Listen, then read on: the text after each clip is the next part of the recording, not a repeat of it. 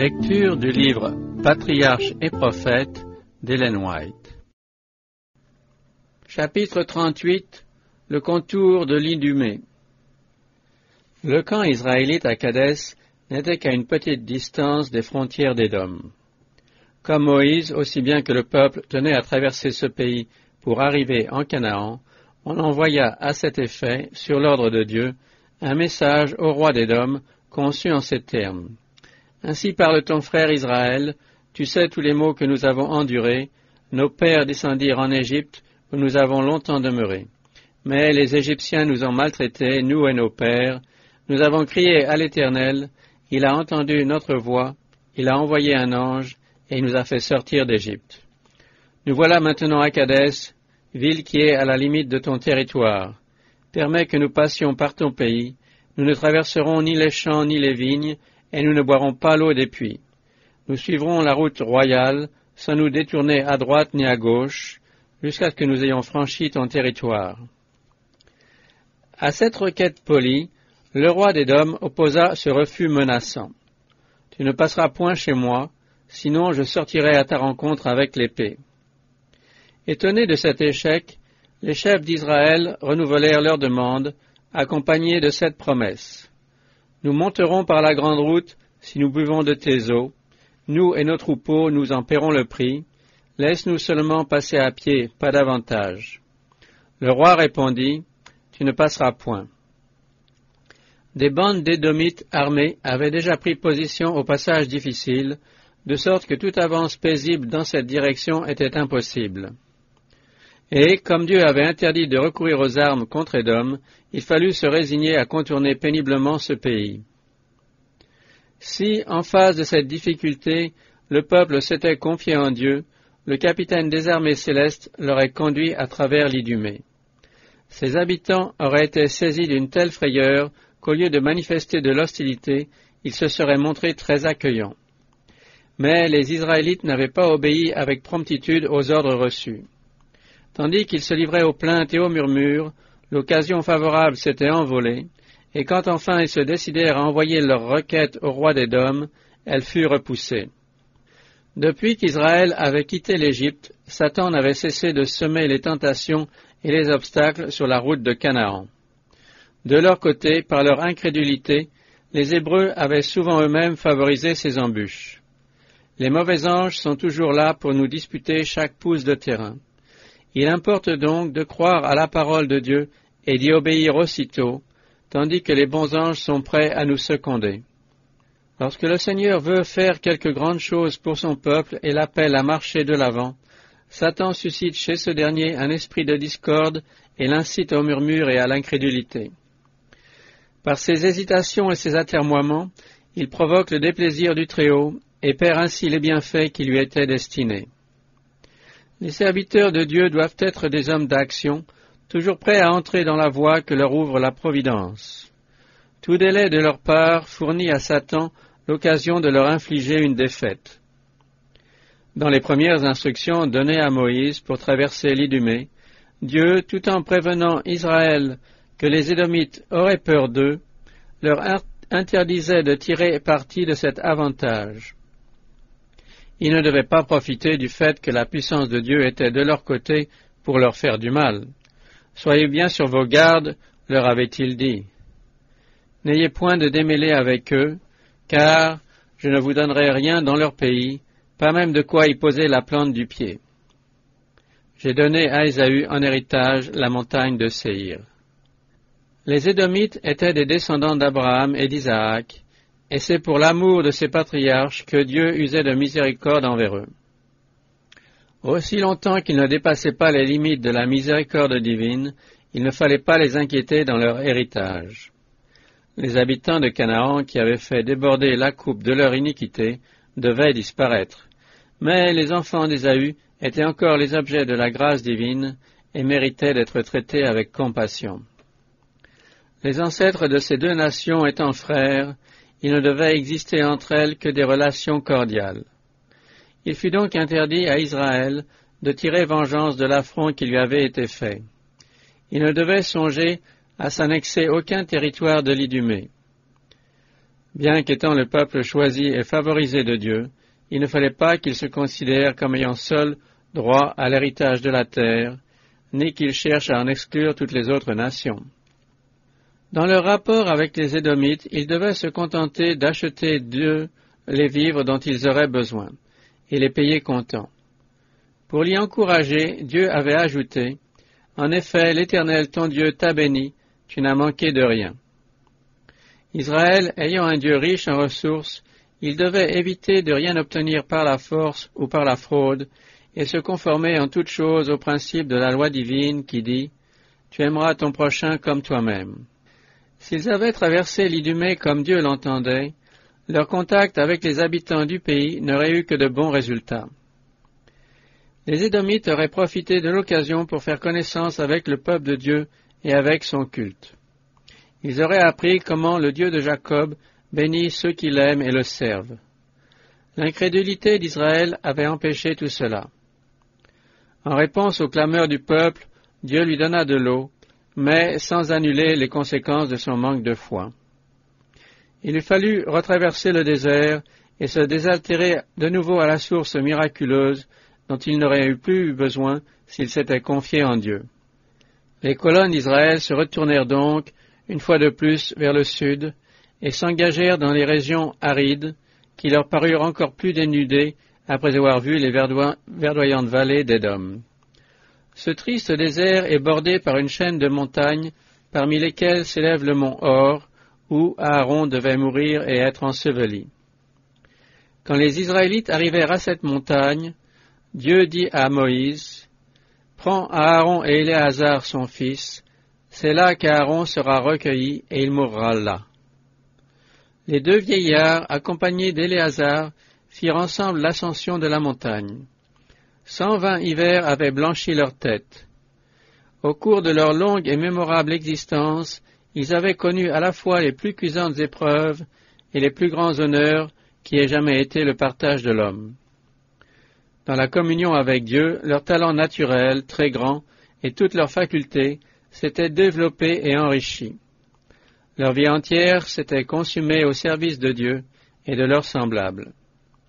Leur visage dénotait non seulement la fermeté et une vive intelligence, mais aussi une grande bonté et une rare noblesse de sentiment. Moïse et Aaron avaient passé de longues années côte à côte, prenant part au même labeur, aux mêmes soucis. Ils avaient affronté ensemble des dangers innombrables et goûté les plus douces bénédictions du ciel. Mais l'heure de la séparation approchait. Aussi, profitant des moments précieux qui leur restaient, les deux centenaires gravissaient à pas lents la pente escarpée et pénible de la montagne, tout en se reposant fréquemment et en s'entretenant du passé et de l'avenir. Aussi loin que l'on portait les regards, ils avaient devant eux la scène de leur long pèlerinage. Plus près, couvrant la plaine, se dressaient les tentes innombrables de la nation, à laquelle ils avaient tous deux consacré la meilleure partie de leur vie, et pour le bonheur de laquelle ils avaient tout sacrifié. Plus loin, au-delà des montagnes d'Édom, se dessinait la route de la terre promise, dont ni Aaron ni Moïse ne devaient goûter les délices. Aucune amertume ne troublait leur sérénité. Aucun murmure ne s'échappait de leurs lèvres. Seule la cause de cette privation jetait sur leur visage un voile de gravité attristée. L'œuvre d'Aaron en faveur d'Israël touchait à son terme. 40 années auparavant, âgé de 83 ans, il avait été appelé à seconder Moïse dans la tâche ardue de conduire Israël hors d'Égypte. Il soutint les mains du prophète lors de la bataille contre Amalek. Il lui fut permis de gravir le mont Sinaï et d'y contempler la gloire divine. Dieu avait conféré à sa famille la charge de la sacrificature et il l'avait lui-même honoré de la sainte dignité de grand prêtre. La légitimité de cette fonction sacrée avait été confirmée par les jugements divins qui emportèrent Corée et son parti, et c'était grâce à l'intercession d'Aaron que la plaie avait été arrêtée. Quand ses deux fils furent frappés à mort pour avoir violé un ordre divin, Aaron n'avait ni regimbé ni murmuré. Quelques taches cependant maculaient les pages de cette noble vie. Aaron avait commis un très grave péché quand, au pied du Sinaï, cédant aux clameurs du peuple, il lui avait fondu un veau d'or. Puis il s'était associé au murmure et à l'envie de Marie contre Moïse. Enfin, avec celui-ci, il avait offensé Dieu à Kadès, en s'écartant de l'ordre reçu de parler au rocher. Dieu désirait faire de ces deux conducteurs de son peuple des représentants de son Fils. Aaron avait porté sur la poitrine les noms des tribus d'Israël et annoncé au peuple la volonté de Dieu. Médiateur d'Israël au jour des expiations, il avait porté le sang de la victime symbolique dans le lieu très saint et en était ressorti pour bénir Israël, de même que Jésus-Christ viendra bénir son peuple quand son œuvre de propitiation sera terminée. C'est la dignité et le caractère symbolique de cette auguste charge qui avait donné toute sa gravité au péché de Kadès. À cause de ce péché, il devait renoncer au privilège d'exercer la souveraine prêtrise dans la terre de Canaan, d'offrir le premier sacrifice consacrant la prise de possession du pays. Quant à Moïse, il continuera de conduire Israël jusqu'à la frontière. Combien l'avenir de ces deux hommes eût été différent s'ils avaient supporté sans murmure l'œuvre qui les attendait au rocher de Kadès. Que de conséquences une seule faute peut engendrer. L'œuvre d'une vie entière peut ne pas se relever d'un écart commis en un seul moment de tentation ou d'inadvertance.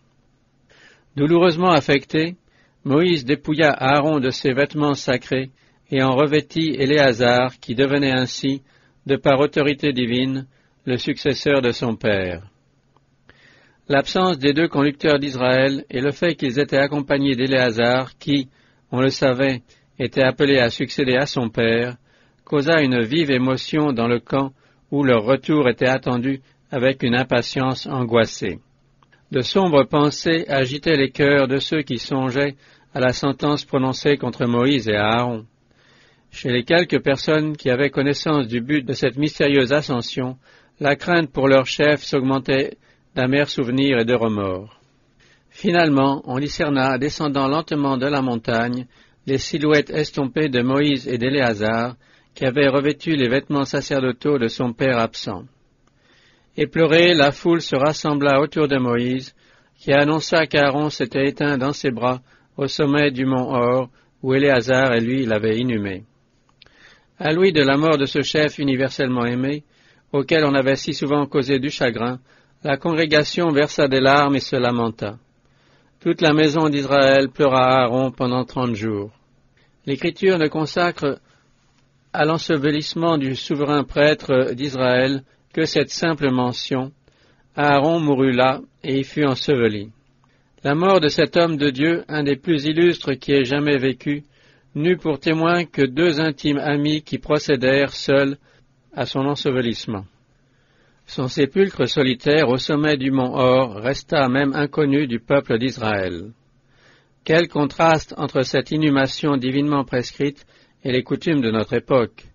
Aujourd'hui, les obsèques d'un personnage haut placé deviennent souvent l'occasion de manifestations pompeuses et de folles dépenses. La gloire de Dieu n'entre pour rien dans l'ostentation et les profusions qui accompagnent et caractérisent si souvent le devoir de rendre un mort à la poussière. Toute la congrégation porta le deuil d'Aaron, mais son décès fut surtout vivement ressenti par Moïse. Outre qu'il lui rappelait que sa fin était proche, il était profondément sensible à la perte de ce frère qui, durant tant d'années, avait partagé ses joies et ses épreuves, ses craintes et ses espérances. Mais il savait que Dieu était son ami et, plus fortement que jamais, il s'appuya sur son bras. Peu après le départ de Hor, les Israélites furent battus dans un engagement avec Arad, l'un des rois cananéens. Ayant alors imploré le secours d'en haut, ils mirent cet ennemi en déroute. Cette victoire aurait dû leur inspirer de la gratitude envers l'auteur de tout bien. Mais ils en conçurent de la vanité et retombèrent dans leur vieille habitude de murmurer. Persuadés qu'ils seraient venus à bout de leurs ennemis tout aussi facilement 40 ans plus tôt, après le retour des espions, ils se plaignirent de ce long et inutile séjour dans le désert, alors qu'ils auraient pu marcher immédiatement vers Canaan. En s'avançant vers le sud, ils arrivèrent dans une vallée sablonneuse et brûlée, sans ombre ni végétation. La route paraissait longue et pénible, les voyageurs étaient à la fois altérés et fatigués. Cette nouvelle épreuve de leur foi et de leur patience les prit au dépourvu. À force de ne voir que les désagréments de leur situation, ils s'éloignaient toujours plus de Dieu, oubliant que sans leur murmure à Kadès, le contour du pays d'Édom leur eût été épargné. Et, au lieu d'être reconnaissants de n'avoir pas été punis plus sévèrement, ils se flattaient à la pensée que si Dieu et Moïse n'étaient pas intervenus, ils auraient déjà pris possession de la terre promise.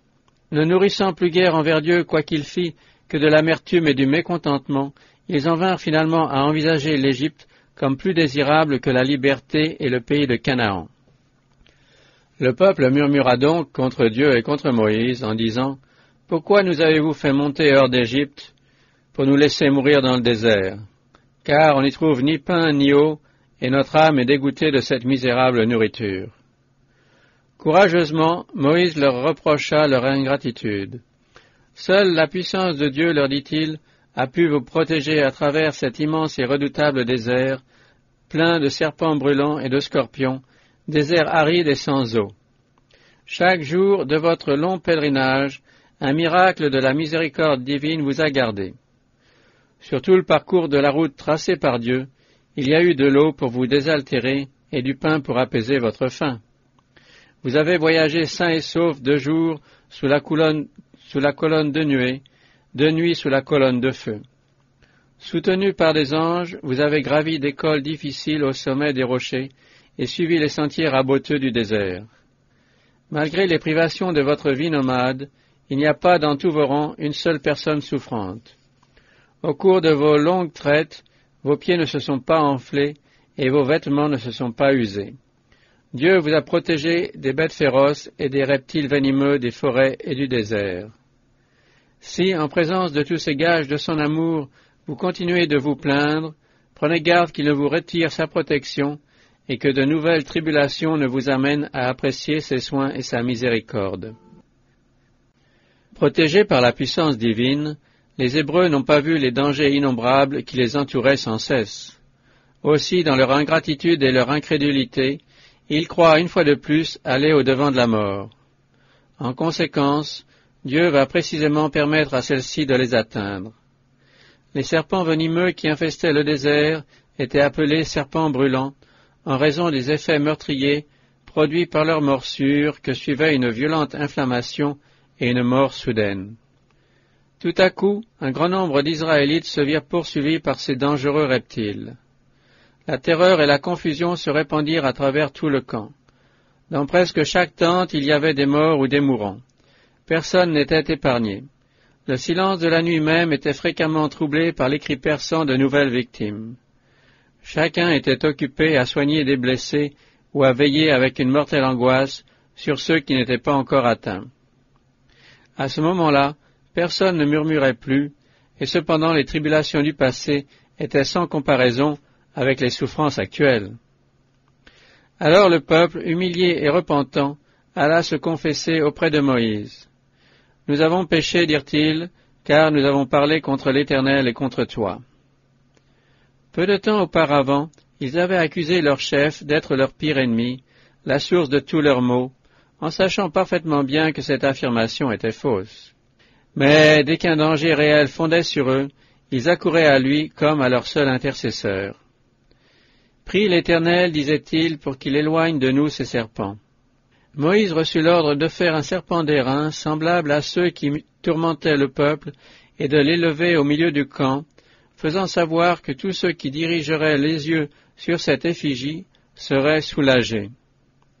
Il obéit, et bientôt la joyeuse nouvelle se répandit parmi le peuple que ceux qui avaient été mordus pouvaient échapper à la mort. Comme un grand nombre de personnes avaient déjà succombé, plusieurs avaient du mal à croire qu'il suffisait, pour être guéris, de regarder l'image métallique dressée par Moïse sur une perche. Ceux-là périrent dans leur incrédulité. Un grand nombre de blessés, cependant, eurent foi au divin remède. Des pères, des mères, des frères, des sœurs s'employaient activement à aider leurs amis mourants à regarder le reptile symbolique. Un seul regard jeté sur lui par les moribonds suffisait. Ils étaient complètement rétablis. Les Israélites savaient que ce serpent de métal n'avait pas le pouvoir d'opérer un tel miracle, et que sa vertu guérissante venait de Dieu. Ce simple rite avait pour but d'enseigner au peuple que c'étaient ses péchés qui lui avaient attiré cette affliction, et lui apprenait qu'en obéissant à Dieu, il n'avait aucun danger à redouter. Une importante leçon spirituelle se dégageait de l'élévation du serpent. Les Hébreux ne pouvaient par eux-mêmes se préserver des effets du venin fatal. Dieu seul pouvait les guérir, mais à condition qu'ils croient au remède divinement prescrit. Il fallait regarder pour vivre. C'était leur foi qui était agréable à Dieu, et cette foi ils la manifestaient en considérant le serpent comme le symbole du Rédempteur à venir, grâce au seul mérite duquel on peut être sauvé. Jusqu'alors, un grand nombre d'Israélites avaient apporté leurs offrandes à Dieu avec la pensée qu'ils faisaient ainsi l'entière expiation de leurs péchés. Or, Dieu voulait leur enseigner que leurs sacrifices n'ayant par eux-mêmes pas plus de vertu que le serpent d'airain, ils devaient diriger leurs pensées vers le Sauveur promis. De même que Moïse éleva le serpent dans le désert, de même il faut que le Fils de l'homme soit élevé, afin que quiconque croit en lui ait la vie éternelle. Tous ceux qui ont vécu ici-bas ont senti la morsure du serpent antique, appelé le diable et Satan. Les conséquences fatales du péché ne peuvent être supprimées que par le remède procuré par Dieu lui-même. Les Israélites qui sauvèrent leur vie en regardant le serpent avaient manifesté leur foi. De même, le pécheur qui dirige son regard sur le Sauveur vivra. Par la foi au sacrifice expiatoire, il recevra le pardon. Différent du symbole inerte et inanimé, Jésus-Christ possède en lui-même une vertu, un pouvoir qui guérit le pécheur repentant. Mais si le pécheur est incapable de se sauver lui-même, il a cependant quelque chose à faire pour obtenir le salut. Je ne mettrai point dehors celui qui vient à moi, dit le Sauveur. Il faut venir à lui, et, quand nous nous détournons de nos péchés, il faut croire qu'il nous accueille et nous pardonne. La foi est la main de l'âme qui s'empare de la grâce et de la miséricorde divine. C'est un pur don de Dieu, à nous de l'exercer. Nous ne devons pas nous figurer que nos mérites peuvent nous sauver. Un grand nombre de personnes ont désiré et longuement cherché à obtenir ce bienfait, sans jamais le recevoir, parce qu'elles croyaient pouvoir faire quelque chose pour s'en rendre dignes. Seule la justice de Jésus-Christ, c'est-à-dire ses mérites, peut nous assurer les bienfaits de l'alliance de grâce. Il faut détourner ses regards de soi-même, croire que Jésus est un sauveur pleinement suffisant, qu'il est notre seule espérance de salut. Car il n'y a sous le ciel aucun autre nom qui ait été donné aux hommes par lequel nous devions être sauvés. Quand notre confiance en Dieu sera parfaite, quand nous nous appuierons sur les mérites de Jésus, le seul sauveur capable de pardonner les péchés, nous recevrons de lui tous les secours désirables. Que personne ne cherche en soi-même la source du salut. Jésus est mort pour nous parce que nous étions incapables de nous sauver nous-mêmes. C'est en lui que se trouve notre espérance, notre justification, notre droit à paraître devant Dieu et devant sa loi. Notre misère morale n'est pas une raison de désespérer et de croire que notre Sauveur ne se met point en peine de nous. C'est au contraire à ce moment-là même qu'il nous invite à aller à lui pour recevoir le pardon et la vie. Un grand nombre d'Israélites ne voyaient aucun secours dans le remède que le ciel leur offrait. Entourés de toutes parts de morts et de mourants, convaincus que sans le secours de Dieu ils étaient perdus, ils continuaient néanmoins à se lamenter de leurs blessures et de leurs douleurs, alors qu'ils auraient pu être instantanément guéris. La mort se dressait devant eux, leurs forces les abandonnaient, leurs yeux devenaient vitreux, et cependant ils continuaient à repousser un remède qui était tout près d'eux. Êtes-vous conscient de votre danger et de votre impuissance loin de Jésus? Ne vous épuisez pas en vaines lamentations. Ne vous plongez pas dans le découragement. Reposez-vous sur les mérites d'un Sauveur crucifié et ressuscité. Regardez et vivez.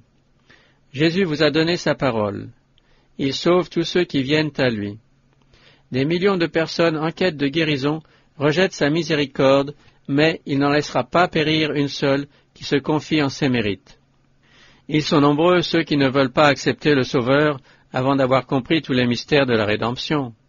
Ils ont beau voir autour d'eux des milliers d'âmes qui ont porté leurs yeux sur la croix du Calvaire et en ont reçu l'efficace, ils se refusent à diriger sur elles le regard de la foi.